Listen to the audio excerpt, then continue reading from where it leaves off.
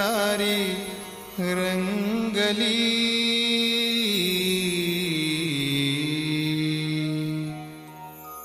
एक तारी रंगली दोन आसुम्या वाहिले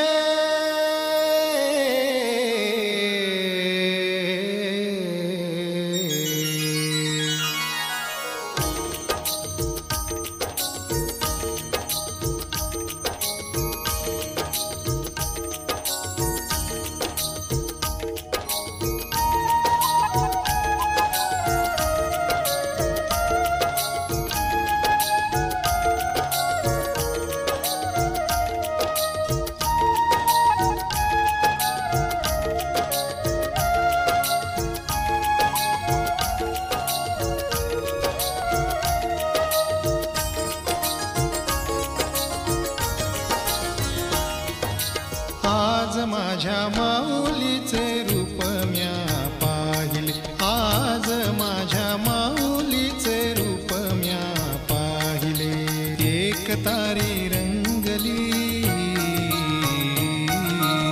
एक तारी रंगली दोन आसू म्या वाहिले माझ्या माऊलीचे रूप म्या पाहिले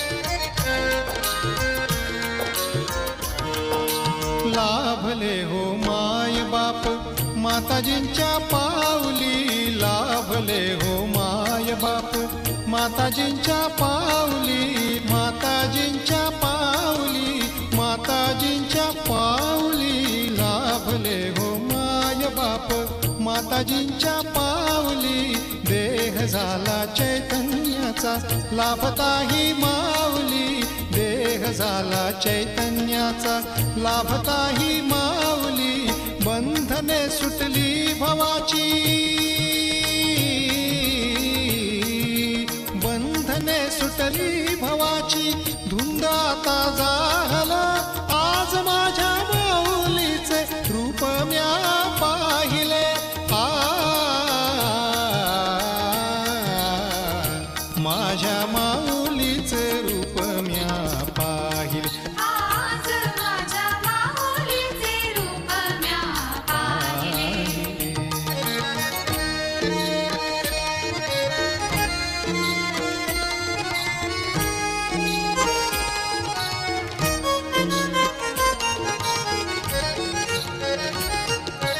गोजिरी मूर्ती माझ्या लोचनी सामावली गोजिरी मूर्ती माझ्या लोचनी सामावली लोचनी सामावली लोचनी सामावली गोजिरी मूर्ती माझ्या लोचनी सामावली पापण्या मिटुनीच डोळे माऊली म्या देखिली पापण्या मिटुनीच डोळे माऊली म्या देखिली आर्त हे करताल झाले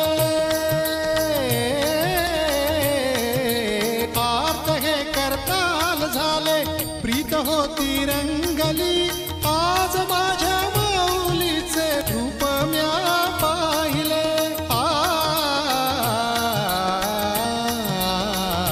माझ्या माऊलीचे रूप म्या पाहिले आज माझ्या माऊलीचे रूप म्या पाहिले आज माझ्या माऊलीचे माझ्या माऊलीचे माझ्या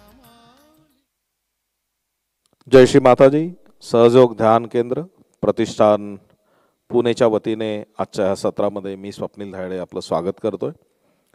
क्षमा असावी इथं विजेची समस्या निर्माण झाली पण बॅकअप जो पॉवर सप्लाय आहे त्यावरती आपण सत्र हे घेणार आहोत। तर आपण आजच्या ध्यान सत्राला सुरुवात करूया। पहिला भाग असतो सामूहिक ध्यान यामध्ये आपण सर्व बंधू भगिनी एकत्र मिळून ध्यान करत असतो आणि जे पहिल्यांदाच आलेले असतात त्यांना आत्मसाक्षात्काराची अनुभूती होते. तदनंतर सहयोग ज्ञान ह्या सत्रामध्ये प्रत्येक दिवसाचा एक जो ठरलेला विषय असतो त्या विषयावरती आपण इथं ज्ञानाचं माहिती आपल्यासमोर देतो. श्री माताजींच्याकडून त्या विषयावरची त्यांची अमृतवाणी ऐकत असतो आणि गेल्या 3-4 दिवसापासून आपल्या शरीरातील जी 7 चक्र आहेत त्याच्यावरती सेरीज सुरू आहे. आजचा विषय आहे अनाहत चक्र. सहयोग ध्यान ही अत्यंत सुलभ अशी पद्धती आहे असं म्हणायला हरकत नाही. आपण इथं आपल्या शरीराच्या मानवाकृती चार्टमध्ये बघू शकतात की प्रत्येक व्यक्तीच्या माकड हाडामध्ये 3.5 वेटोळे घालून ही कुंडलिनी शक्ती स्थिरावलेली असते. जन्मतः ही शक्ती आपल्यासोबत असते. ह्या शक्तीचं जागरण हे इडा आणि पिंगला ह्या 2 नाड्यामध्ये संतुलन आलं की मध्य नाडी सुषुम्नामधून होऊन टाळू भागातून ही शक्ती बाहेर पडते. ह्या शक्तीच्या ऊर्ध्व गतीने वर जाण्यालाच जागृती असं देखील संबोधलं जातं किंवा ह्या अनुभवाला आत्मसाक्षात्कार म्हटलं जातं. हा आत्मसाक्षात्कार आपल्यामध्ये स्थिरावण्यासाठी आपण दैनंदिन ध्यान ही स्थितीज अवस्थेत असते, निद्रिस्त असते. ह्या शक्तीचा प्रवाह ज्यावेळी गतिज ऊर्जेमध्ये होतो त्यावेळी तिचा खऱ्या अर्थाने सहयोग ध्यानाचा आपल्याला अर्थ लागतो. सह म्हणजे सोबत, तर ही शक्ती आपल्या जन्मापासून सोबत आहे. सह म्हणजे सोबत, ज म्हणजे जन्मापासून सोबत असलेल्या शक्तीचं परमात्म्याच्या शक्तीशी वर येऊन मिलन होणे, असा हा सुलभ सहयोग. मग सहयोगामध्ये परमपूज्य श्री माताजी निर्मला देवी यांच्या परमकृपेत घडतं असं की आपली इडा नाडी म्हणजे जी भूतकाळ दर्शवते, उजवी नाडी पिंगला नाडी जी भविष्यकाळ दर्शवते, याच्यामध्ये संतुलन साधता येतं. आणि संतुलन साधलं की शक्तीचं जागरण सोपं होतं. शक्तीचं जागरण झालं की प्रत्येक चक्र जे आहेत याच्यामध्ये संतुलन येतं, नाडीमध्ये संतुलन येतं आणि प्रत्येक चक्र आणि नाडीच्या संतुलनामुळे आपल्याला शारीरिक, मानसिक, बौद्धिक, आत्मिक असे फायदे मिळतात. त्याचबरोबर प्रत्येक चक्राद्वारे आपल्याला आपल्यामध्ये काही गुण हे प्रस्थापित व्हायला लागतात. सगळ्यात महत्त्वाचं म्हणजे आपल्या आरोग्यामध्ये संतुलन येतं. आपल्यामध्ये कायम संतुलित उत्साह निर्माण होतो. काम करताना ऊर्जा येते. आपला स्वभाव आतून शांत होतो. चित्त एकाग्र होतं. कारण नसताच्या चिंता दूर होतात. आत्मविश्वास वाढतो. सुरक्षितपणाची भावना निर्माण होते. राग, चिडचिड ह्या गोष्टी दूर होतात. इतरांची संभाषणाची संवादाचं कौशल्य आपलं छान होतं. आणि त्याचबरोबर महत्त्वाचं म्हणजे की परमेश्वरी शक्तीशी एकाकारिता, निर्विचार स्थिती आपल्याला ध्यानाद्वारे प्राप्त होते. सहयोग ध्यानाच्या द्वारे आरोग्य हे आपोआप सुधारतं. त्याच्यासाठी वेगळा प्रयत्न करावा लागत नाही. म्हणून आपली जबाबदारी एकच आहे, प्रामाणिकपणे सकाळ संध्याकाळ ध्यान करायचं. तर आता आपण ध्यानाच्या प्रक्रियेला सुरुवात करूया. मी डॉक्टर विश्वजित यांना विनंती करतो की कृपया त्यांनी ध्यानाच्या प्रक्रियेला सुरुवात करावी. धन्यवाद. जय श्री माताजी. जय श्री माताजी. परमपूज्य श्री माताजी निर्मला देवी प्रणीत सहयोग परिवारातर्फे उपस्थित सर्व ऑनलाईन साधकांना जय श्री माताजी आणि तुमचं पुनश्च स्वागत. आज आता आपण ध्यानाला सुरुवात करणार आहोत. ध्यान आपण जरी ह्या स्टेप्समध्ये करत असलो तरीसुद्धा आतनं जी प्रोसेस घडत असते त्या घटनेकडं आपण पाहायला शिकलं पाहिजे. आपण ह्या जरी कृती अशा करत असलो, ह्या करताना थोडी जरी आपण बुद्धी वापरत असतो की चला बाबा आता उजवा हात जमिनीवर ठेवायचा आहे, डावा हात कशाकडे करायचा आहे, पण ते झाल्यानंतर ती कृती करत असताना मग मात्र निर्विचार होऊन ह्या कृतीमध्ये आपल्याला काय अनुभव येतोय त्याकडं फक्त विचार न करता बघायचं असतं. तर मग ध्यान सोपं होत जातं. पण जर आपण डोक्याने कॅल्क्युलेशन्स करायला लागलो त्याच्यामध्ये तर मग पुन्हा विचार येतात. म्हणून एक छोटासा प्रयत्न करा आता की जे काही आपण करणार आहोत आता स्टेप्स जे आपल्याला सहयोगामध्ये श्री माताजींनी सांगितलेले आहेत त्या करताना पूर्ण निर्विचार होऊन फक्त ऑब्झर्व करायला शिका, विचारांना मध्ये न घेता. आणि ह्यालाच थॉटलेस स्टेट म्हणलेलं आहे. थॉटलेस बट अवेअरनेस म्हणजे थॉटलेस अवेअरनेसमध्ये पाहणं आणि मग ती थॉटलेस अवेअरनेस स्टेट आपण आत्मसात करणं किंवा ती आपल्याला मिळणं. तर आता आपण प्रथम परमपूज्य श्री माताजींकडे बघायचं आहे. दोन्ही हात असे उघडलेले आहेत. दोन्ही हात उघडणं म्हणजेच इडा नाडी आणि पिंगला नाडी आणि इडा नाडीचे डाव्या हाताचे सगळे बोटं म्हणजे चक्र आणि उजव्या हाताचे सर्व चक्र आपण असे समोर परमपूज्य श्री माताजींकडे धरलेले आहेत. त्याच्या जोडीला आपण त्याच्यावर जाणीव मिळण्यासाठी आपण इच्छुक आहोत असा त्याचा अर्थ होतो. तर आता दोन्ही हातांची बोटं ताणून आणि परमपूज्य श्री माताजींकडे बघा. आपणाला स्क्रीनवर दिसत असेल आणि मला समोरच्या स्क्रीनमध्ये श्री माताजी दिसत आहेत. आता ह्या अवस्थेत आपण काहीच न करता डोळे उघडे ठेवून निर्विचार होऊ प्रथम.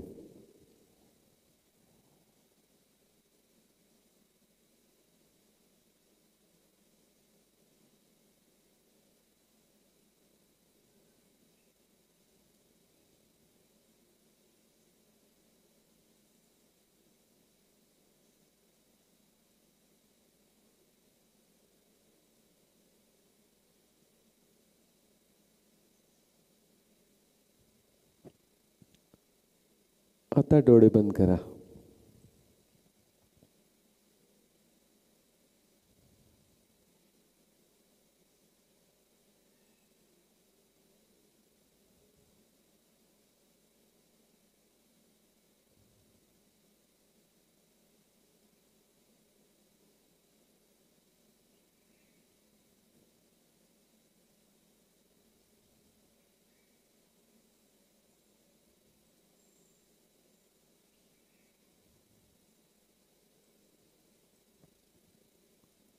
डोळे मिटलेले ठेवत शांतीपूर्वक लक्षपूर्वक कुंडलिनी शक्ती चढून बंधन घ्या.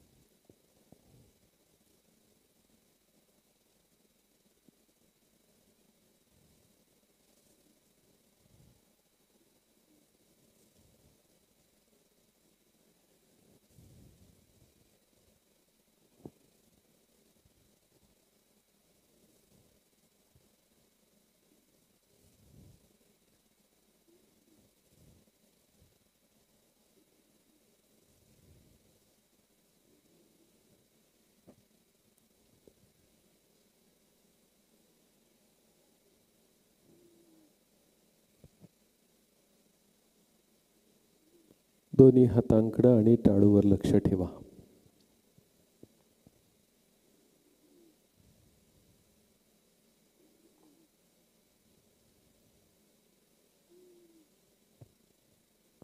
उजवा हात धरणी मातेवर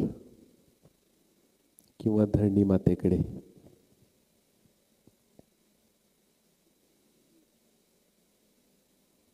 आता इथे फक्त ऑब्झर्व करा. डाव्या बाजूचे दोष उजव्या हातातनं धरणी मातेमध्ये जात आहेत का नाही.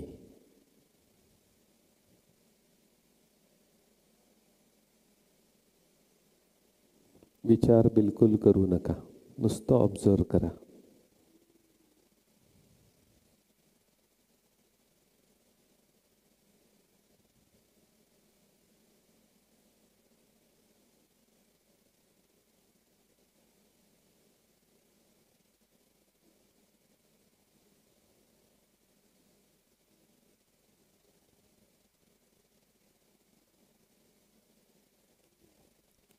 उजवा हात मांडीवर, डावा आकाशाकडे. उजवीकडचे दोष डाव्या हातातनं आकाशाकडे खेचले जात आहेत का, तिकडे फक्त लक्ष द्या, विचार न करता.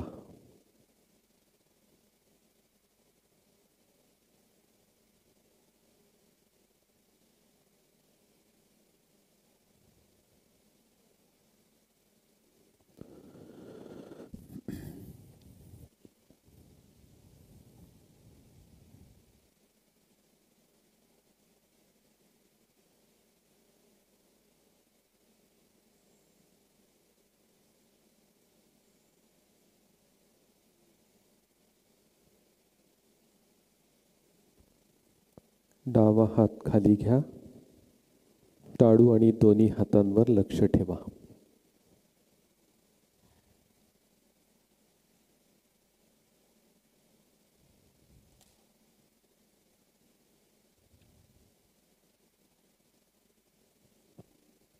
अजूनही ज्यांना विचार येत असतील त्यांनी डावा हात आकाशाकडे थोड्या वेळ पकडा.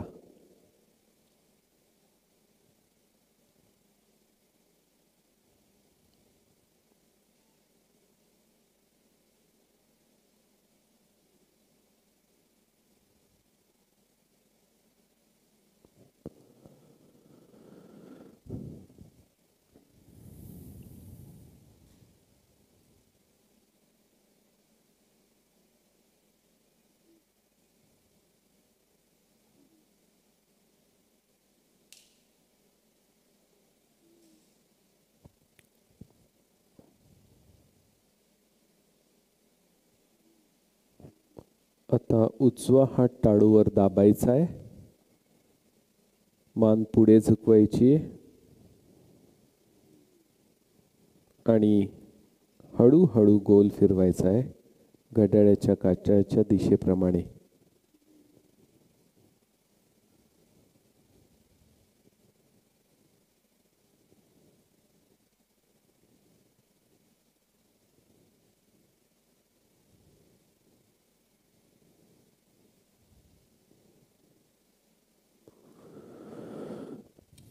आता उजवा हात 2 इंच वर उचला.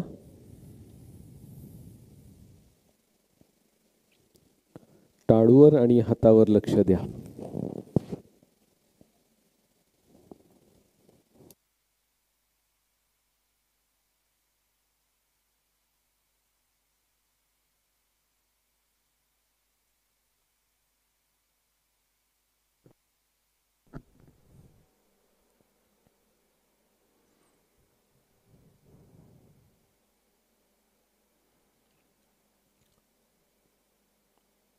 याच अवस्थेत निर्विचार ध्यान आपल्याला करायचं आहे. कुठलाही विचार आला तर त्याच्याकडे दुर्लक्ष करून मनामध्ये क्षम म्हणायचं आहे आणि पुन्हा आपल्यामध्ये स्थित व्हायचं आहे.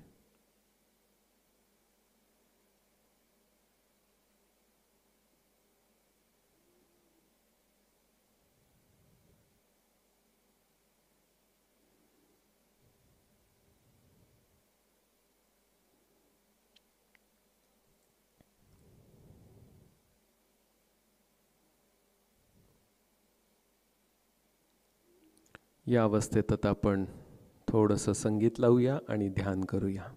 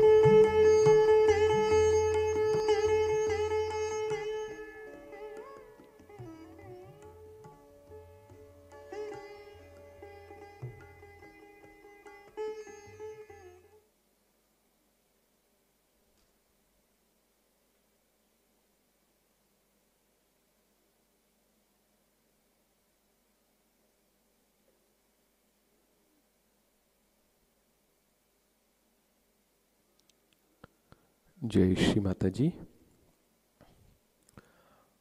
हळूहळू डोळे उघडायचेत. परमपूज्य श्री माताजींकडे बघायचंय. परमपूज्य श्री माताजी, आपण आम्हाला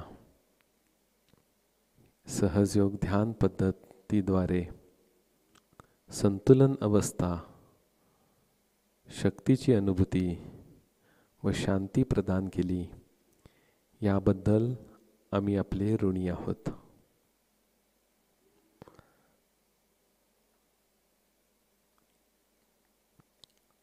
आज आपण कमीत कमी प्रार्थनेमध्ये जास्तीत जास्त आपलं लक्ष आपल्या शक्तीवर केंद्रित राहतंय का ह्याचा आपण श्रीमातांच्या कृपेत प्रयत्न केला. आणि कदाचित आजची अनुभूती आपल्या दोन्ही हातांवर आणि टाळूवर वेगळी असेल. नेहमीपेक्षा बराच वेळेला आपण या शब्दांमध्ये कधी कधी अडकून जातो. तर हे महत्त्वाचं आहेच आहे, पण त्याचं कर्मकांड पण होता कामा नये. म्हणून आज आपण निर्विचार ध्यान करण्याचा प्रयत्न केला माताजींच्या कृपेत. तर आता ही ध्यानाची अवस्था, निर्विचार अवस्था अशीच कायम ठेवत मी स्वप्नीलजींना विनंती करतो की आजचं जे महत्त्वाचं चक्र हृदय चक्र आहे यासंबंधी आपण माहिती घेऊया आणि मग ह्या हृदय चक्राला संतुलन करण्यासाठी ज्या आवश्यक गोष्टी आहेत ते आपण बघूया. जय श्री माताजी. धन्यवाद डॉक्टर विश्वजीत. आजच्या सत्रामधील जो विषय आहे तो आहे हृदय चक्र. आपण मूलाधार, स्वाधिष्ठान, नाभी, भवसागर ह्या चक्रांची माहिती घेतली. आता हृदय चक्राच्या विषयी आज आपण माहिती जाणून घ्या. हृदय चक्र तसं जर पाहिलं तर आपलं धडधडणारं हृदय आपल्या शरीराच्या डाव्या बाजूला असतं. इथं मधोमध आपल्या चेस्टच्या म्हणजे छातीच्या मध्य हृदय चक्र असतं आणि त्याच्याच बाजूला उजव्या बाजूला उजवं हृदय चक्र. पण स्क्रीनवरती बघूया, इथं आपल्या आत्म्याचं स्थान जे आहे ते बरोबर धडधडणारं हृदय आणि हे इडा नाडीवरती आहे. उजव्या नाडीवरती हे उजवं हृदय चक्र आहे.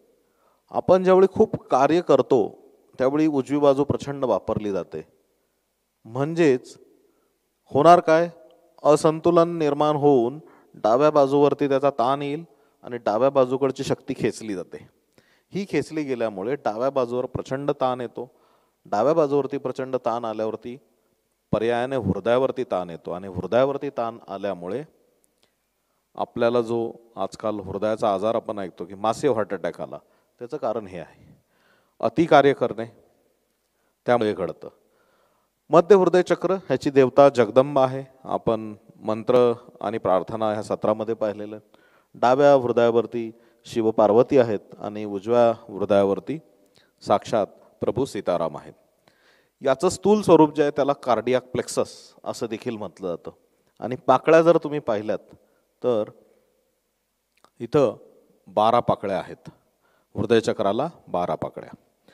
मग हे शारीरिक कार्य कुठलं कुठलं बघत असतं तर आपल्या इथला छातीच्या जवळचा जो काही भाग आहे, संपूर्ण हृदयाचं फंक्शन, छातीचे जे काही कार्य आहेत, आपला श्वास, स्तनांचं कार्य, हे सगळं काही हृदयचक्रामुळे कंट्रोल होत असतं. आपली जी इम्युन सिस्टम आहे म्हणजे रोग प्रतिकार शक्ती, आजकाल आता आपण बघतोय की जे काही ही व्हायरसची महामारीचं जे आक्रमण होतं आहे तर जगतंय कोण, तर ज्याची इम्युन सिस्टम पॉवरफुल आहे, ज्यांची इम्युन सिस्टम ही वीक आहे म्हणजे रोग प्रतिकार शक्ती ही कमी आहे, त्यांच्यावरती रोगाचं आक्रमण अधिक होतं आहे किंवा ते रोगातनं बरे होताना त्यांना अडचणी येत आहेत. अँटीबॉडीज ज्या रोगप्रतिकार शक्तीसाठी लागतात, ह्या अँटीबॉडीज निर्माण करायचं काम हे हृदयचक्र करत असतं. स्क्रीनवरती आपल्याला बघता येईल की आपल्या हातावरती याचं जे स्थान आहे, डावं हृदयचक्र हे डाव्या हाताची करंगळी, उजवं हृदय चक्र ही उजव्या हाताची करंगळी त्यावरती असतं. हृदय चक्रामुळे आपल्याला सुरक्षितपणाची भावना येते, आत्मविश्वास, धाडसीपणा आणि आपल्या मातृत्वाबद्दल आपल्याला आदर येतो.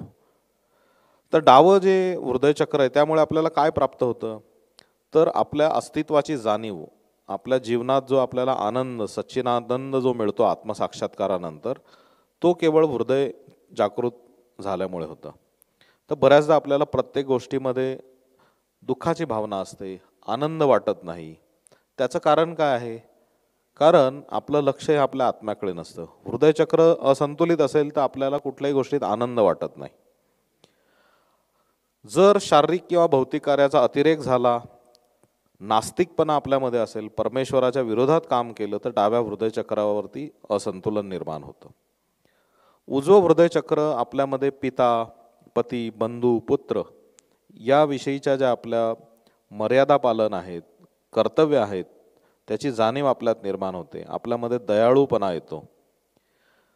आपले जर इतरांशी संबंध बिघडलेले असतील, भावनिक आक्रमण होत असेल, उद्धटपणा, अविचारीपणा, क्रोध येत असेल, तर उजव्या हृदयचक्रावरती परिणाम होत असतो. तर आपल्याला एक गोष्ट लक्षात ठेवणं आवश्यक आहे की जसं हृदयामध्ये आत्म्याचं स्थान आहे, तसंच आपलं सहस्रारातील ब्रह्मरंध्रात आत्म्याचं पीठ असतं. आणि हा हृदयचक्रावरील आत्मा हा सहस्रारावरील जी आपली सहस्र पाकळ्या असतात ह्याचं तिथंच प्रतिरूप हे निर्माण होत असतं. म्हणून आपल्याला एक महत्त्वाचं लक्षात घेतलं पाहिजे की सहस्रार चक्रातून जर चैतन्य प्राप्त व्हायचं असेल तर आपल्याला हृदयचक्रावरती देखील काम हे केलं पाहिजे. याचं जे तत्व आहे हे वायू तत्व आहे. परंतु ह्या चक्राची ज्यावेळी आपण शुद्धता करतो तर वायू आणि अग्नितत्व ह्या दोघांचाही वापर करून आपल्याला ही स्वच्छता करता येत असते. तर आपण नेमकं काय करायचं? आपल्यामध्ये जेवढ्या काही चिंता, भीती, कुठल्याही गोष्टीच्या विषयी जो आपल्यामध्ये अनामिक प्रकारच्या एखादी गोष्ट आपल्या मनाप्रमाणे नाही घडली तर त्यामुळे निर्माण झालेला ताणतणाव हा सगळा हृदयचक्रावरती साचतो. एखाद्या व्यक्तीशी आपल्याला बोलताना दबाव जाणवतो, याचा परिणाम आपल्या हृदयावरती होतो आणि हे सगळं आपल्या हृदयात साचत जातं आणि त्याचा परिणाम आपलं हृदय कमकुवत होतं. महिलांमध्ये जो स्तनाचा कर्करोग आहे त्याचं कारण असं आहे, पती पत्नीमध्ये जर दबाव असेल रिलेशनशिपमध्ये किंवा कुठल्याही प्रकारचे जर ती स्त्री एखाद्या कारण नसताना भीती, दडपणाखाली जर राहत असेल तर त्याचा परिणाम हृदयचक्रावरती होतो आणि म्हणून स्तनाचा कर्करोग हा स्त्रियांमध्ये खूप मोठं याचं लक्षण आपल्याला दिसतंय.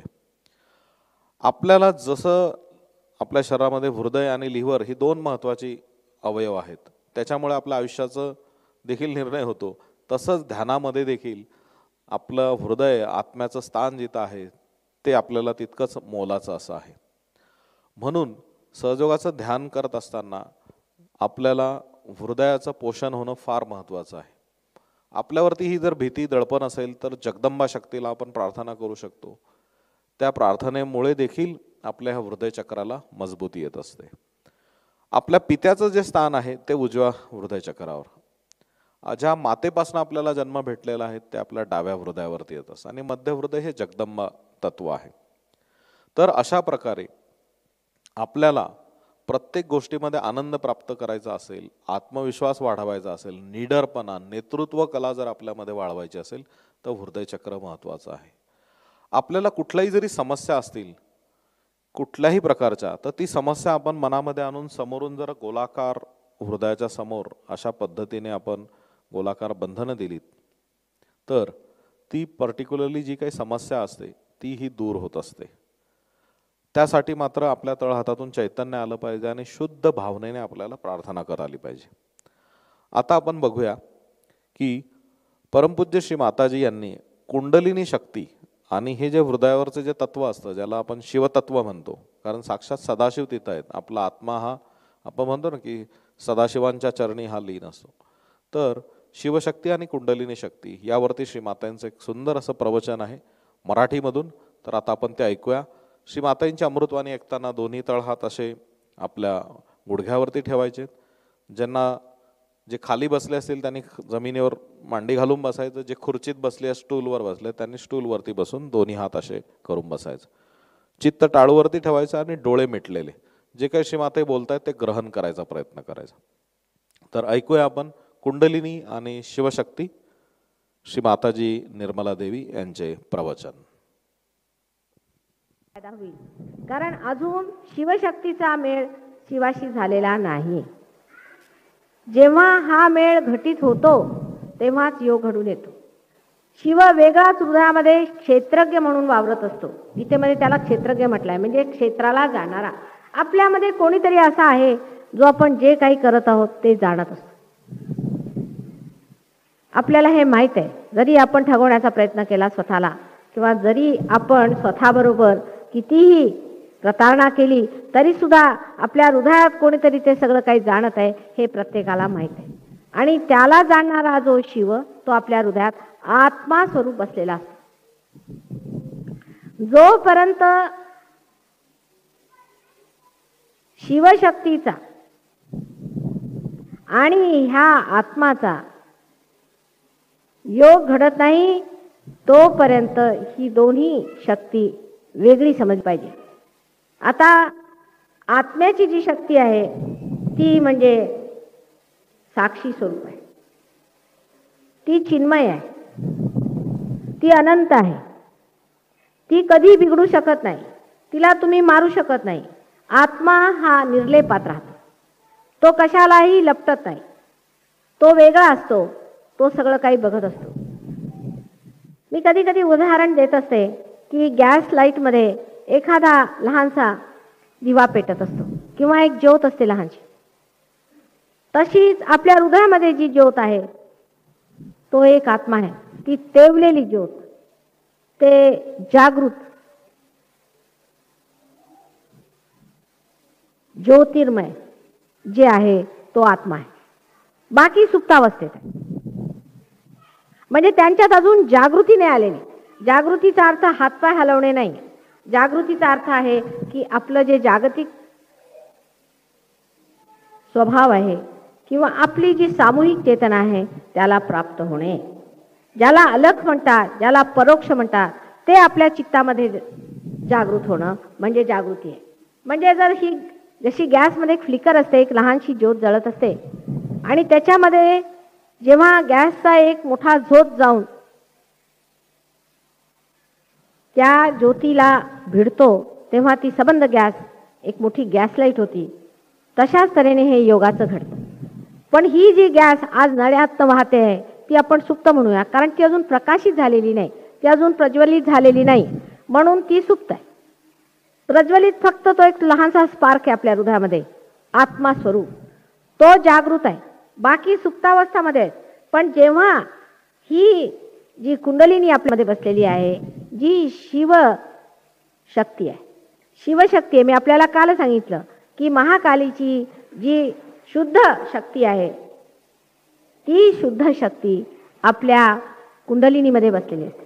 जी इच्छा आपण वापरलेली नाही, जी इच्छा पूर्णपणे शुद्ध स्वरूपात अजून बसलेली आहे ती इथे कुंडलिनीमध्ये असते. जेव्हा ही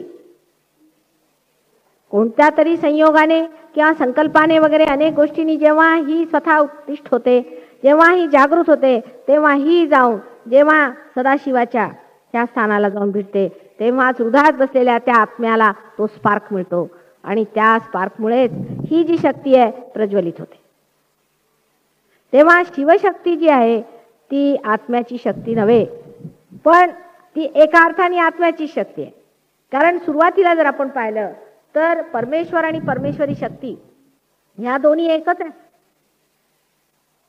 सूर्य आणि सूर्याचे किरण किंवा चंद्र आणि चंद्राचे किरण हे दोन नाही, किंवा चंद्रप्रकाश आणि चंद्र हे दोन नाहीत. त्याचप्रमाणे परमेश्वर आणि त्याची शक्ती हे दोन वस्तू नाहीत. पण मानवाच्या डोक्याला हे सामंजस्य समजायला येत नाही की दोन वस्तू ज्या अगदी एकाच कार आहेत पण त्या आपल्यापासून वेगळ्या झालेल्या आहेत, कारण त्याच्यामध्ये सृजन करायचं आहे. जर शक्ती परमेश्वरामध्ये सामावली तर काहीही सृजन घडत नाही आणि पूर्ण ब्रह्म स्थापित होतं. जेव्हा ही शक्ती वेगळी होते तेव्हा सर्व सृजन क्रिया होते. ह्या शक्तीतनं, शिवशक्तीतनं एक तर कुंडलिनी आधी बनते, त्याच्यानंतर शिवशक्तीतनंच क्रियाशक्ती निघते आणि क्रियाशक्ती आणि शिवशक्तीच्या मेळानीत नंतर आपल्यामध्ये विष्णुशक्ती येते. आता विष्णुशक्ती ही ज्ञानशक्ती आहे. म्हणजे जे आपल्या अवेअरनेसमध्ये आलं त्याला ज्ञान म्हटलं पाहिजे. पुस्तकी ज्ञानाला ज्ञान नाही म्हटलं पाहिजे. म्हणजे आपण मानव आहात. आता आपल्यामध्ये कोणचा विशेष फरक वाटतो जनावरांच्या मानाने? इतकंच नाही की आपण वरती मान केलेली आहे आणि जनावरांची खाली मान आहे. पण जनावरांमध्ये अहंकार म्हणून वस्तू नाही आहे. अहंकार ही संस्था जनावरांमध्ये नाही आहे. फार तर फार प्रतिअहंकार ही संस्था येऊ शकते. म्हणजे जर तुम्ही कुत्र्याला शिकवलं की घंटी वाजली की त्याने यायचं तर तो येईल, पण त्याला अहंकार ही संस्था त्याच्यामध्ये बांधली जात नाही. ती माणसामध्ये बांधली जाते. कारण ज्या वेळेला माणसाने आपलं डोकं असं वर केलं तेव्हा जे विशुद्धी चक्र इथे आहे त्या विशुद्धी चक्रातून निघालेले हे जे दोन्हीकडे फाटे आहेत आपल्या इच्छाशक्तीचे आणखीन शिवशक्तीचे, ते बरोबर असे क्रॉस करतात आणि ते क्रॉस केल्यामुळेच त्याच्यामध्ये एक तऱ्हेची ग्रंथी पडते आणि त्या ग्रंथीमुळे आपल्यामध्ये इगो आणि प्रति अहंकार म्हणा किंवा सुपर इगो अशा दोन संस्था आपल्यामध्ये तयार होतात. आपल्यामध्ये आणि जनावरात इतका अंतर आहे ते आपल्या लक्षात येत नाही. एक साधी गोष्ट घ्या की घाणीतनं तुम्ही जनावराला काढलं तर त्याला काही वाटायचं नाही. तुम्हाला घाण म्हणजे कळतं. पण फार अगदी तुम्ही साधारण गोष्टी सुद्धा बघितलं तर आपल्याला इन्शुरन्सची आयडिया आहे. जनावराला काही इन्शुरन्सची आयडिया नाही. आपल्याला देव काय त्याच्या गोष्टी आहेत, परमेश्वर काय ते कळतं. इतकंच नाही पण हेही कळतं की ते स्वयंभूदेव आहेत की नाही आहे. म्हणजे मानवाने कितीतरी कमवलेलं आहे, जनावरापेक्षा पुष्कळ काही त्यांनी कमवलेलं आहे आणि हे ज्ञान त्याच्यामध्ये बांधलेलं आहे, बिल्ट इन आहे. जसं ह्याच्यामध्ये ही शक्ती आहे की मी ह्याच्यात बोलल्याबरोबर आपण सर्वांना ते ऐकायला येईल, तसंच माणसामध्ये सुद्धा ज्या शक्त्या स्थित झालेल्या आहेत ते त्यांनी कमवलेल्या आहेत. याच्यापेक्षा असे म्हणताय की परमेश्वरांनी दान स्वरूप दिलेलं आहे. ह्या ज्या शक्त्या त्याच्यात आल्या त्या क्रियेमुळे झाल्या. तो जेव्हा कोणती क्रिया करतो तो शिकतो आणि तो शिकला म्हणजे ते त्याच्यामध्ये शक्ती रूपाने ते शिक्षण त्याच्यामध्ये स्थित होत जातं. आता अमिबा स्थितीमध्ये जी विष्णू शक्ती आहे ती कुठे असते? विष्णू शक्ती त्याच्या पोटात असते किंवा असं म्हणता येईल की त्याच्या भुकेत असते. पहिल्यांदा ही विष्णू शक्ती आहे जनावरांमध्ये नुसती भुकेमध्ये असते. भूक लागली की खायचं आणि ते विसर्जित करायचं. ह्याच्या पलीकडे काही आहे हे जनावरांना समजत नाही आणि त्यांचा सगळा काही जो व्यवहार चालतो तो परमेश्वरी शक्ती चालत असतो. ह्याच्या पलीकडे कुणी परमेश्वर आहे का वगैरे ह्याची त्यांना शंकाही नसते, विचारही नसतो आणि त्याबद्दल ते आपलं डोकंही घालवत नाही. मनुष्याच्या पोटामध्ये सुद्धा ही विष्णू शक्ती बसलेली आहे. विष्णूचे स्थान हे पोटामध्ये आहे आणि ही शक्ती आपल्यामध्ये एक भूक म्हणून तर आहेच, कारण आपणही जनावरातच आलेलं तर आपल्यात भूकही आहे. तरी पुष्कळ लोकांना तर भुकेचंच वेड असतं. पुढे ही शक्ती वाढवत वाढवत आज जो मानव अशा स्थितीला पोचलाय की सहयोगाला प्राप्त होईल किंवा अतिमानव होऊ शकतो, त्याच्यामध्ये सत्तेचं जे काही वेड होतं ते गेलेलं आहे, पैशाचं वेड होतं ते गेलेलं आहे, इतर काही जे वेड होते ते गेलेलं आहे. शेवटी त्याला एक विचार येतो की मी ह्या जन्माला आलो तो कशासाठी? हा परमेश्वर म्हणतात तरी तो कोण आहे? जेव्हा मनुष्य ह्या एका शोधात फिरतो, खाण्याच्या पिण्याच्या नाही पण परमेश्वराच्या शोधात जेव्हा फिरतो तेव्हा म्हटलं पाहिजे की त्याचं विष्णू तत्व पूर्णपणे जागृत झालेलं आहे. जर हे विष्णू तत्व त्याच्या जागृत झालेलं नसलं पूर्णपणे तर सहयोग जरा कमी प्रतीचा होतो. आता ही विष्णू शक्ती आपल्या सर्वांच्या पोटात आहे आणि विष्णू शक्तीने धर्माची धारणा होते. आता धर्म म्हणजे आपल्यामध्ये इतक्या विकृत कल्पना धर्माच्या आलेल्या आहेत तशा त्या नसून अत्यंत शाश्वत आहेत आणि सनातन आहेत. त्या काही कल्पना नाही पण वास्तविकता आहे. म्हणजे कार्बनचे जर 4 व्हॅलेन्सीज आहेत तर त्या सर्व कार्बनला 4 व्हॅलेन्सी असणार. जर सोन्याला त्याचा रंग जर पिवळा आहे आणि तो जर खराब होत नाही, अनटार्निशेबल आहे, तर हा धर्म आपल्या सोन्याचा आहे. प्रत्येक गोष्टीला जो धर्म आहे, मिंचवाला धर्म आहे, सापाला धर्म आहे, प्रत्येकाला आपला आपला जो धर्म मिळालेला आहे तो विष्णू शक्तीमुळे मिळाला. हा धर्म उजळत उजळत आज मानव स्थितीला आलेला आहे. मानवासाठी 10 धर्म सांगितलेले आहेत. ते 10 धर्म मानव असताना असायलाच पाहिजे. जर नसले तर तो मनुष्य धर्मातनं च्युत होतो, म्हणजे तो मानवच राहत नाही. एक तर तो राक्षस तरी होतो किंवा तो जानवर तरी. मानव राहण्यासाठी माणसामध्ये हे 10 धर्म पोटात सांगितलेले आहेत. ही अगदी खरी गोष्ट आहे. आता ह्या 10 धर्मांचं रक्षण करण्यासाठी एक दुसरी व्यवस्था परमेश्वरांनी करून ठेवली आहे की मानवाला समजत नाही की आपण ह्या धर्मात राहिलं पाहिजे. मानव होईस्तवर परमेश्वरांनी स्वतः या संसारामध्ये अवतरण घेतलेलं आहे विष्णू शक्तीमुळे. आपल्याला माहिती आहे की परमेश्वराचे अवतार झालेले आहेत. आधी आपण मासळी होता तेव्हा मासळी रूपाने झालं. मग आपल्याला माहिती आहे की त्याला काय म्हणतात, नाही कूर्म रूपाने झालेला आहे. कूर्माला काय म्हणतात मराठीत? कासव. कासवाच्या रूपाने झालेला आहे.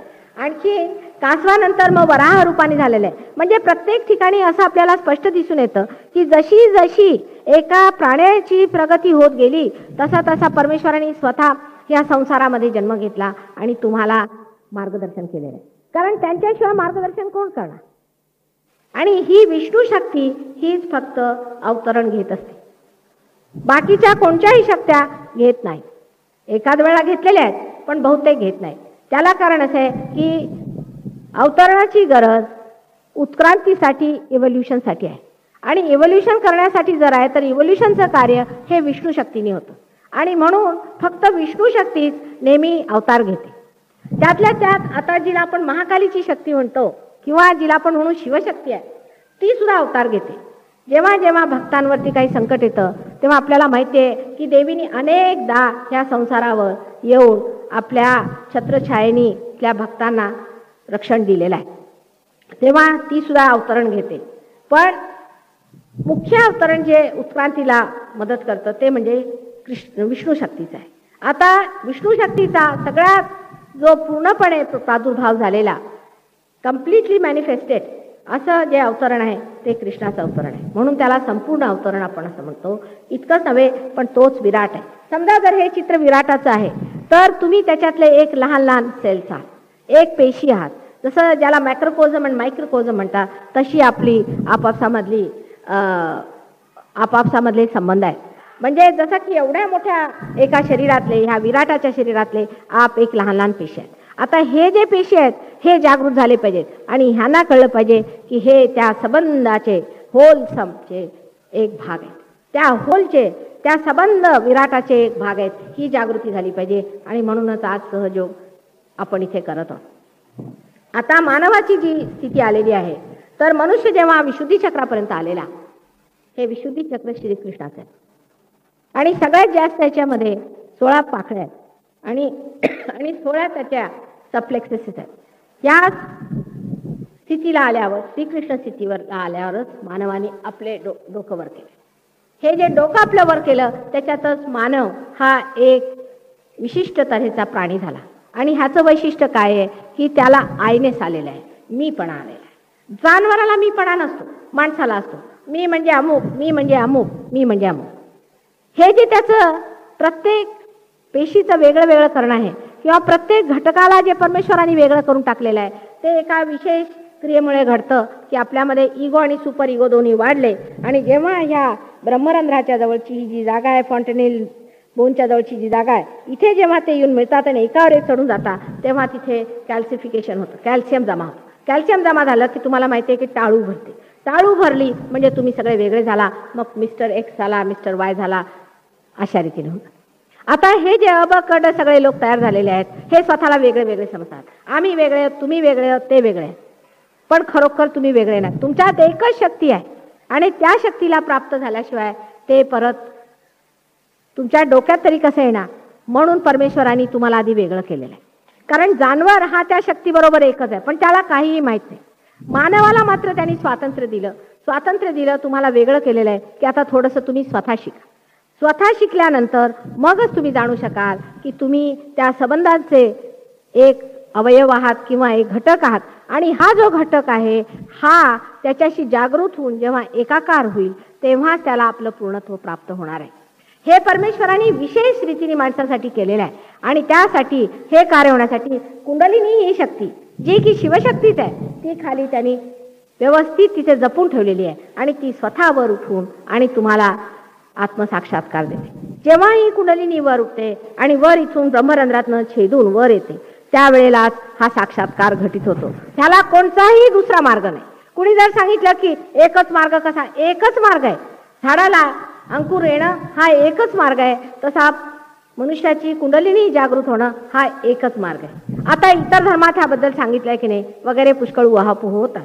पैकी तुम्ही जर ख्रिश्चन धर्म बघितला तर त्याच्यात नाना तऱ्हेने कुंडलिनीचं वर्णन केलेलं आहे. त्यांनी असं म्हटलेलं आहे की I will appear before you like tongues of flames. नाना तऱ्हेने वर्णन केलेलं आहे कुंडलिनीचं. पण त्यांनी कुंडलिनी हा शब्द एक वापरलेला नाही, कारण हिब्रू भाषामुळे भाषेचा फरक आहे आणि त्यांनी नावं वेगळी वापरलेली आहेत. नंतर मुसलमान धर्मामध्ये कुंडलिनीबद्दल म्हटलंय की नाही असं जर विचारलं तर मी म्हणे सगळं कुंडलिनी तत्व आहे. नमाज म्हणजे दुसरं तिसरं काही नाही, कुंडलिनी वर कशी करायची हा एक त्याच्यामध्ये दाखवलेला आहे. पूर्वी जेव्हा मोहम्मद साहेब होते तेव्हा त्यांना नमाज करायला त्यांनी सांगितलं की असे नमाज करा, तर लोक हसत असत की हे कशाला करायचं, हे कशाला करायचं. त्यांच्याशी कुंडलिनीच्या गोष्टी आज सुद्धा आपण करू शकत नाही, तेव्हाची तर गोष्ट वेगळी. ते काय आपल्या हिंदुस्थानी लोकांसारखे इतके सुज्ञ नव्हते. त्यांना अरब लोकांचं डोकं आपल्याला माहितीच आहे, त्यांना काही समजत नाही. त्याच्यामुळे त्यांच्याशी ह्या गोष्टी करण्यासारख्या नव्हत्या आणि त्यांना संबंध आयुष्यभर लढावं लागलं ह्या लोकांशी. स्वतः ते दत्तात्रेयाचे अवतरणच होते.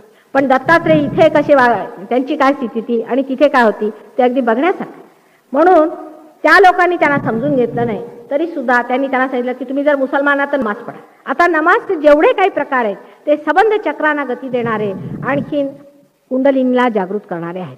तर ही जी ईश्वरी शक्ती आहे जी विष्णू शक्तीच्या रूपाने आपल्यामध्ये वास करत असते त्याला हे जे गुरु लोक आहेत म्हणजे ब्रह्मदेवाचे दत्तात्रेयाचे जे स्वरूप आहेत ज्यांना आपल्या महाराष्ट्रात आपण फारच मान देतो, हे सगळे या पोटामध्ये आपल्या विराजित असतात. ह्यांची तत्व जागृत झाली पाहिजे. आता आपण कालच पाहिलं पुष्कळचे लोक दत्तात्रेयाचे भक्त आहेत पण सगळ्यांची पोटं खराब आहे. आश्चर्याची गोष्ट आहे. तुम्ही दत्तात्रेयाचे शिष्य असून तुमचं पोट अत्युत्तम असायला पाहिजे तर तुमचं पोटच खराब असणार. बरोबर दत्तात्रेयांच्या शिष्यांना पोटाचा त्रास आहे. त्याला कारण काय आहे? त्याला कारण हे आहे की अनधिकार चेष्टा आहे. दत्तात्रेयाला तुम्ही आळवायला बसले. दत्तात्रेय काय तुमच्या घरातले नौकर नाही. केवढं मोठी गोष्ट आहे. दत्तात्रेय म्हणजे काय ते आम्हाला माहिती आहे म्हणून आम्ही त्याचं वर्णन सुद्धा करू शकत नाही. तेवढं एवढ्या मोठ्या तत्वाला तुम्ही आवाहन करता त्याच्यासाठी तुमची तयारी आहे का? परत तुम्हाला त्याचा अधिकार आहे का? ही अनधिकार चेष्टा केल्यामुळे गुरु सुद्धा याच्यात भामटे बसवलेले आहेत. पुष्कळचे गुरु नुसते भामटे आहेत. त्यांना मुळीच अधिकार नाही की दत्तात्रयांचं नाव सुद्धा घ्यायचं. परत ते दुर्गतीला जातात. असे गुरु सर्व दुर्गतीला जातात. पण तुम्हालाही मात्र दुर्गती त्यांनी येते. आणि अशा रीतीने तुम्ही जे दत्तात्रयाचं स्वतःमध्ये जागृत करण्याचं ठरवलेलं आहे त्याच्यामध्ये अत्यंत दोष आहे आणि ह्या दोषांमुळे पोटामध्ये त्रास वगैरे होतात. आता सहयोगानंतर तुमच्या लक्षात येईल की काय दोष आहे, त्याचं अद्वैत कसं साधायचं आणि कशा रीतीने आपल्यातला दत्तात्रय जागृत करून घ्यायचा. एकदा दत्तात्रय आपल्यामध्ये जागृत झाला की धर्म आपोआप बसतो. अधर्म करणं मोठं कठीण जातं. आता मुख्य म्हणजे ह्या गुरुलोकांनी काय सांगितलेलं आहे ते आपण लक्षात घेतलं पाहिजे. पहिली तर गोष्ट मुख्य म्हणजे असं आहे की मानवाला कोणतीही नशेची गोष्ट घेतली नाही पाहिजे. आता कोणी मला म्हणायला लागले की साईनाथ चिलीम पीत होते. अहो ते तुमच्या नशा घालवण्यासाठी म्हणून पीत होते. त्यांची गोष्ट वेगळी आहे, ते अवतरण आहे, त्यांची गोष्ट वेगळी आहे. पण तुम्ही नशा करायचा नाही. कोणती नशेची गोष्ट, मग ती तंबाखू असे नका किंवा ती दारू असे नका, त्याच्या विरोधात सगळे लोक.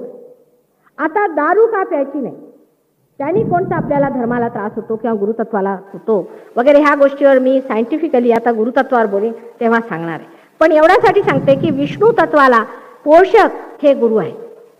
परत धर्मांधता, कट्टरपणा ह्या सर्व गोष्टी आपल्या नाभीचक्राला नुकसान करतात. आता आपल्यामध्ये जर कट्टर लोक असले तर हमखास त्यांना पोटाचा त्रास, कट्टरतेने त्यांना भयंकर पोटाचा त्रास होणार आहे.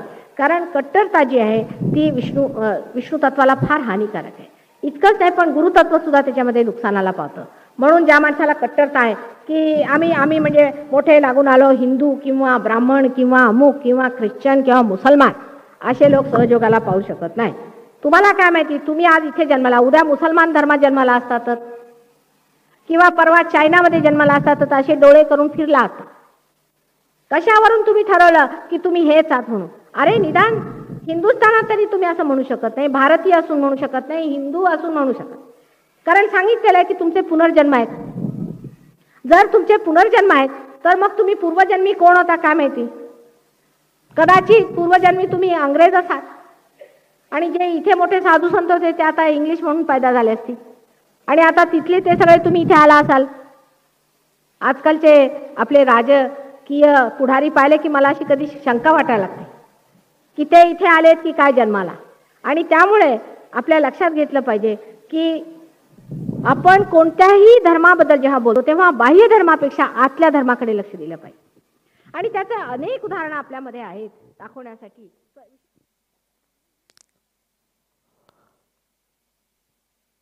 आपण आपल्या हृदयात प्रार्थना करूया. श्री माताजी, हृदय चक्राविषयी जे ज्ञान आपण आम्हाला प्रदान केलं आहे ते आमच्या चक्र आणि नाड्यांच्याद्वारे ग्रहण करण्याची शक्ती आम्हाला प्रदान करा. हळुवारपणे डोळे उघडायचेत. आज मुद्दामून थोडं हे मराठी स्पीच जास्त वेळ लावलं जेणेकरून श्री माताईंचे असे प्रवचन अमृतवाणी ऐकताना ध्यानाचा अनुभव तुम्हाला अधिक व्हावा. आता मी डॉक्टर विश्वजित यांना विनंती करेल की आता आपण हृदयचक्राचं ज्ञान ग्रहण केलं आहे. हृदयचक्र स्वच्छ ठेवण्यासाठी आणखी काही प्रक्रियांचं प्रात्यक्षिक आता आपण बघूया. डॉक्टर विश्वजित. जय श्री माताजी. हृदयचक्राविषयी डावं हृदय, उजवं हृदय आणि मध्य हृदय या 3 चक्रांच्या संतुलनासाठी आपण आता श्री माताजींनी सांगितलेले उपाय बघणार आहोत. तत्पूर्वी ह्या चक्रामध्ये जे श्री माताजींनी सत्य सांगितलेलं आहे ते प्रथम तुम्ही आणि मी समजून घेणं गरजेचं आहे. आणि सत्य असं आहे की मी हे शरीर नाही, मन नाही, बुद्धी नाही, अहंकार देखील नाही. मी शुद्ध पवित्र आत्मा आहे. हे सर्वात महत्त्वाचं तत्त्व डाव्या हृदयावरती नुसतं तत्त्व नाही तर सत्य. सत्य जरी समजायला अवघड असलं तरी ते सत्य आहे, कटू असलं तरी ते सत्य आहे. आणि हेच समजून घेतलं तर आपल्या जीवनामध्ये आपण संतुलन अवस्था, निरोगी अवस्था आणि ज्या उद्देशाने आपल्याला इथे जन्म घातलेला आहे परमेश्वराने तो जन्म देखील ह्याच सत्य समजल्यानंतर सार्थक लागेल. तर आता सर्वात महत्त्वाचं आहे, आत्ताच अमृतवाणीमध्ये श्री माताजींनी भवसागर चक्राचं देखील म्हणजे गुरुतत्वाचं देखील तत्ववर्णन केलं. आणि एका अमृतवाणीत त्यांनी स्पष्ट सांगितलेलं आहे, तुमचा आत्माच तुमचा गुरु आहे. कसं काय? आता बघा, भूक लागली, कोणी सांगितलं तुम्हाला? शेजारचा नाही सांगत, पण आत्मसंवेदना येतात. मग आपण जेवण करतो, मग पोट भरतं का जेवतच जातो? पोट भरलेलं कोणतरी सांगतं आपल्याला. आपण झोपलो आहोत, हृदयाची धडधड चालू आहे, श्वास चालू आहे, आपण जेवायचं काम करतो पण पचन आपोआप होत राहतं. हे सगळं कोण करतं? आमच्या मेडिकल सायन्सप्रमाणे आम्ही त्याला ऑटोनॉमस नर्वस सिस्टीम म्हणतो. पण ऑटो म्हणजे तरी काय? ॲटोमॅटिक म्हणजे आत्मा. आणि त्या आत्म्याचं स्थान इथं आहे, तोच गुरु आहे आणि तोच सगळं करतो. पण ह्याचा विसर पडून आपण कधी शरीर म्हणून समोर येतो. समजा एखादा बॉडी बिल्डर आहे, त्याचं सगळं लक्ष शरीरामध्ये, मन म्हणून यावं तर मन नुसतं इकडं तिकडं भटकतंय. विचार म्हणावं तर इडा पिंगलातनं निर्माण होणारे सगळे कालच्या आणि उद्याच्या विचारांमध्ये आजचा दिवस वाया जातोय. अहंकार प्रतिअहंकार घ्यावं तर अहंकारी माणसाचं आणि प्रतिअहंकारी माणसाचं कल्याण झालं असं कधी दिसलंच नाही आहे. म्हणजे जर आपल्याला सत्य जाणून घ्यायचं असेल तर आपल्याला आत्म बनावं लागेल. हेच सर्वश्रेष्ठ ह्या हृदयचक्राची ट्रीटमेंट आहे. मग आता काय करायचं? उजवा हात हृदयावर ठेवायचं, डोळे बंद करायचे, इथे लक्ष द्यायचं. आत्मा हा परमात्म्याचा अंश आहे.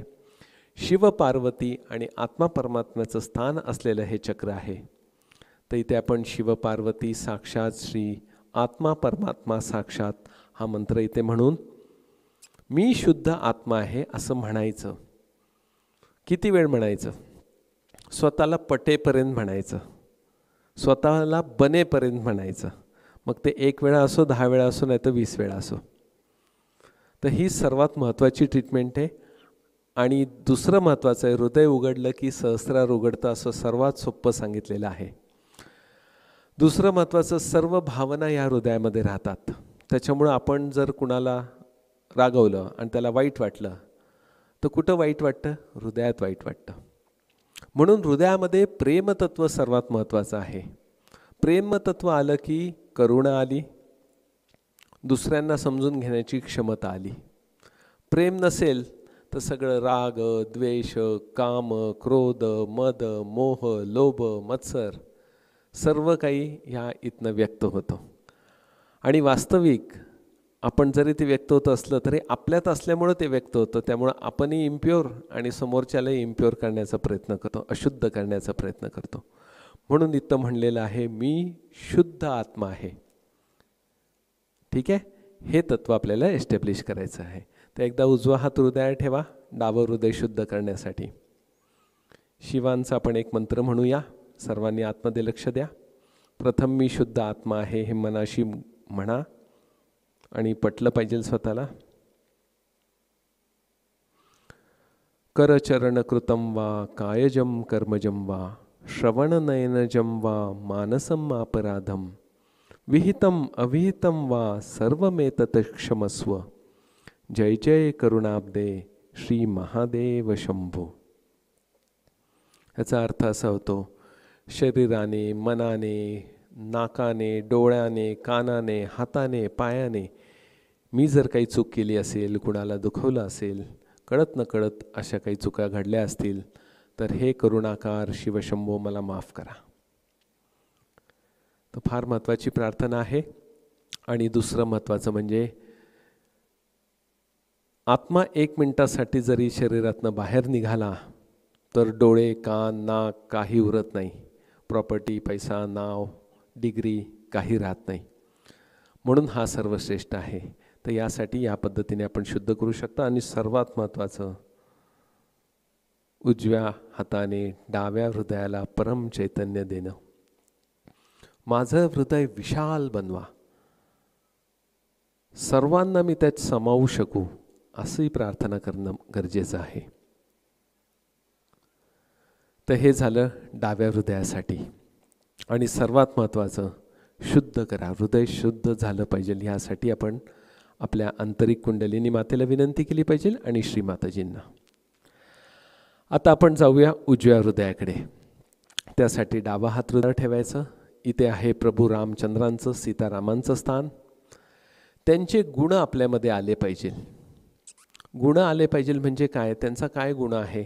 तर त्यांना पुरुषोत्तम असं म्हणलेलं आहे की सगळ्यांमधला उत्तम, कार्य तत्पर, कार्यदक्ष. म्हणजे तुमचं जे काही नातं आहे तुम्ही ते कार्य पार पाडलं पाहिजे. उदाहरणार्थ मला जर मुलं असतील तर पिता म्हणून जे कार्य मी त्यांच्याप्रती केलं पाहिजे. मला आईवडील असतील, एक मुलगा म्हणून मी त्यांच्याप्रती कसं राहिलं पाहिजे, सांभाळलं पाहिजे. समाज असेल, पत्नी असेल तर पती म्हणून काय कार्य केलं पाहिजे. तर असं सर्वांचं जे काही कर्तव्य तुमचं आहे ते कर्तव्य पार पाडलं पाहिजे. हे प्रभू रामचंद्रांकडून शिकणं गरजेचं आहे. आणि परवाच्या ह्याच्यात तुम्ही पाहिलं असेल की जसं प्रभू रामचंद्रांजींना 14 वर्ष वनवास सांगितल्यावर त्यांनी उलटं काही न विचारता वनवासाची तयारी केली. म्हणजे उलटं पण नाही बोलले. का तर कर्तव्य आणि वडीलधाऱ्यांनी दिलेली आज्ञा ह्या दोन गोष्टींना प्राधान्य देणारे असं हे प्रभू रामचंद्रांचं तत्व आहे. अर्थात डावं हृदय आईशी निगडीत आहे, उजवं हृदय पित्याशी निगडीत आहे. त्यामुळं आईवडिलांचं असलेलं नातं प्रस्थापित करायला, संतुलित करायला आजच्या ह्या कलियुगात देखील ह्या दोन चक्रांना तुम्हाला स्ट्रॉंग करावं लागेल. मग यासाठी तुम्ही पुन्हा उजव्या हाताने व्हायब्रेशन देणं, डावा हात हृदयावर ठेवून प्रार्थना करणं, त्याच्यात थोडंसं ध्यानस्थ राहणं, ती शक्ती जागृत होऊन ते चक्र विकसित होईपर्यंत थोडं थांबावं लागेल. आणि सीताराम साक्षात हा मंत्र घेता येईल. एकदा घेऊन बघूया. ओम त्वमेव साक्षात श्री सीताराम साक्षात श्री आदिशक्ती माताजी श्री निर्मला देवै नमो नमः.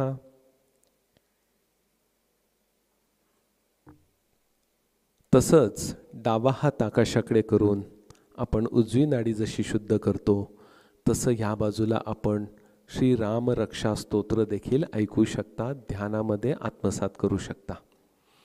अर्थात डाव्या नाडीसाठी शुद्ध करायचं असेल तर मीठ पाण्यामध्ये आपल्याला कोमट पाणी घ्यायचं आहे. पूर्ण उजव्या नाडीसाठी, उजव्या हृदयासाठी जर आपल्याला संतुलन करायचं आहे तर थंड पाणी घ्यायचं आहे. त्याच्यानंतर मध्य हृदयाकडे येऊया. मध्य हृदयाचं तर फारच महत्त्वाचं आहे.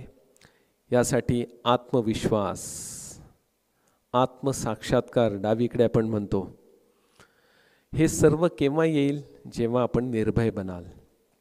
तर निर्भय बनावंच लागेल, कारण की शक्ती जागृत झाली की तुमचं मध्य हृदयात तेव्हा जी येते तेव्हा तुमचा कॉन्फिडन्स पण वाढतो. तर यासाठी प्रथम इथे देवी जगदंबेचं स्थान आहे. यासाठी एक सोप्पा उपाय आहे. शिवाजी महाराजांच्या सिरियलमध्ये पण आपण पाहिलं असेल, कुठल्याही मोहिमेवर जायचं असेल तर शिवाजी महाराज देवी जगदंबेंना आठवतात आणि ते जगदंब जगदंब जगदंब म्हणतात. चला तर आपण पण करूया. त्यासाठी प्रथम आपण मध्य हृदयावर हात ठेवायचा आहे. पाठ सरळ, खांदे मागं घ्या. असं भित्र्यासारखं नाही बसायचं आहे, थोडंसं असं आत्मविश्वास असलेलं असं ही पोज घ्यायची आहे. आता आपण 3 वेळा दीर्घ श्वास घेऊन 5 सेकंड रोखणार आहोत आणि मग हळूहळू सोडणार आहोत. ही पहिली कृती करायची. डोळे बंद करून घ्या. दीर्घ श्वास घ्या, रोखून धरा.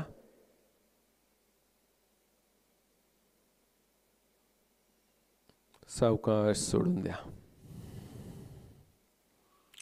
नेहमीचे 2-3 श्वास घ्या. पुन्हा मोठा श्वास घ्या, रोखून धरा.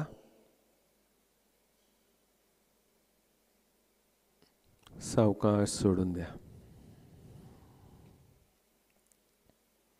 परत नेहमीचे श्वास घ्या. परत मोठा श्वास घ्या, रोखून धरा.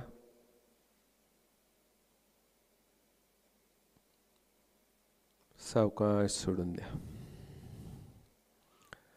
आता आपण श्वास घेऊन श्वास सोडत सोडत 12 वेळा जगदंब जगदंब म्हणणार आहोत.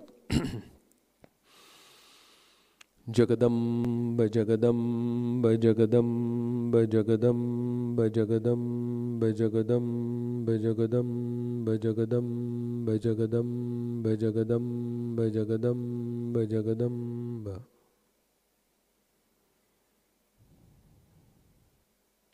पुन्हा एकदा.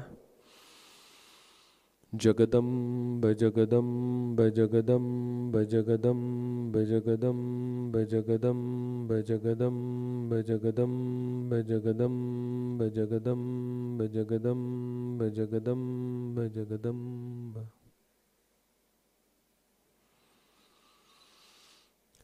जय श्री माताजी. प्रतिकारक्षमतेचा आत्ताच मगाशी स्वप्नीलजींनी उल्लेख केला होता. टी लिम्फोसाईट आणि बी लिम्फोसाईट नावाच्या दोन पेशी मध्य हृदयाच्या या हाडाच्या मागे थायमस नावाची ग्रंथी असते, ज्याच्यात 12 वर्षापर्यंत ती पूर्णतया विकसित होत असते. आणि जशी आपण ध्यान साधना करतो आणि शक्ती जशी प्रवाहित व्हायला लागते, त्या चक्राला चेतना आणि ऊर्जा मिळून हे प्रतिकारक्षमतेचं तत्त्व देखील आपल्यामध्ये वृद्धिंगत होतं. आणि सर्वात शेवटचं आणि महत्त्वाची ट्रीटमेंट जी खास करून डाव्या हृदयासाठी आहे, ती म्हणजे अग्नितत्वाचा वापर करून अग्नितत्व डाव्या हृदयाला असं फिरवायचं आहे. तर एकदा पटकन तुम्ही दाखवता. तर वास्तविक आपण अग्नितत्वाची ट्रीटमेंट पाहिलेलीच आहे, पण दरवेळेला आम्ही असं वरवरच दाखवतो तुम्हाला. पण आज 1 मिनिटामध्ये अग्नितत्व मेणबत्तीचा वापर करून आपण हे कसं करायचं ते बघूया.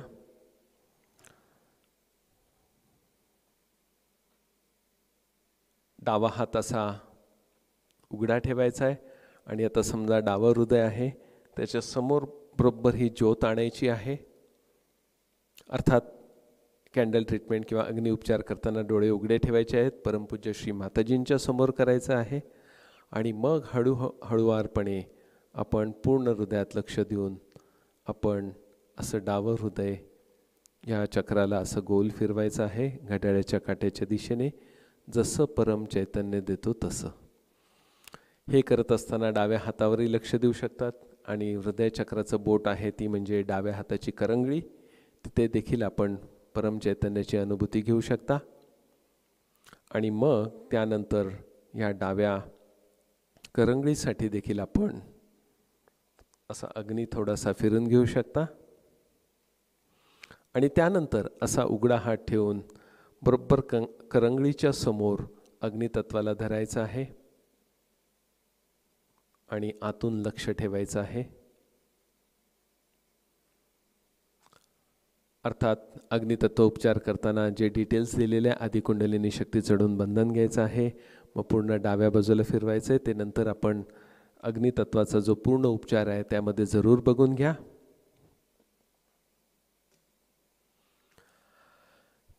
तर हे झालं डावं हृदय, उजवं हृदय आणि मध्य हृदयासंबंधीचं तत्त्वज्ञान, जे श्री माताजींनी वेळोवेळी त्यांच्या अमृतवाणीत सांगितलेलं आहे.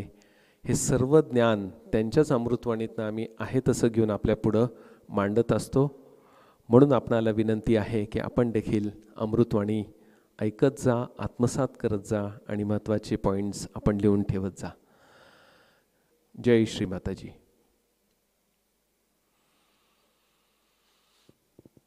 धन्यवाद डॉक्टर विश्वजी. आज आपण आता हृदयचक्राच्या संदर्भात शुद्धीकरणाच्या सगळ्या प्रक्रिया ऑलमोस्ट आम्ही तुम्हाला शिकवल्या. प्रत्येक चक्राच्या शुद्धीच्या संदर्भात ज्या ज्या काही प्रक्रिया आपल्याला शिकवल्या जातात, तर आपली ही जबाबदारी की ते पुन्हा एकदा आपण हे ट्राय करायचं. जसं आता उद्या हिंदीचं सत्र असेल, तुम्हाला वेळ आहे, तुम्ही हे करा. किंवा सकाळी तुम्ही पाहिलं कॅन्डल करायला 2 ते 3 मिनटं देखील अवधी लागला नाही, पण केवळ कंटाळा. आणि कंटाळ्यावरची ट्रीटमेंट म्हणजे अग्नितत्व. म्हणजे मग आता आपणच ठरवायचं की काय करायचं. दोन्ही हात जोडायचे, आपल्या शक्तीला आतून नमन करायचे, श्री मातेंना धन्यवाद द्यायचे, त्यांनी हा जो काही आपल्याला अनुभव प्रदान केला आहे. थँक्यू. आपण पुढच्या वेळी भेटू, त्यावेळी विषय असेल विशुद्धी चक्र. उद्या हिंदीचं सत्र आहे, शक्य झालं तर अटेंड करा, नाही तर आज जे शिकलाय त्याचे रिव्हिजन करा. सहयोग ध्यान केंद्र प्रतिष्ठान पुणे की ओर से मैं स्वप्निल धाड़े और डॉक्टर विश्वजीत आपको अलविदा कह रहे. जी लोक व्हॉट्सॲप ग्रुपवरती रजिस्टर्ड आहे टोल फ्री नंबरच्या थ्रू, त्यांना हे डायरेक्टली त्यांच्या व्हॉट्सॲपवरती प्राप्त होतील. आपण आता इथंच थांबतोय. खूप खूप धन्यवाद. जय श्री माताजी.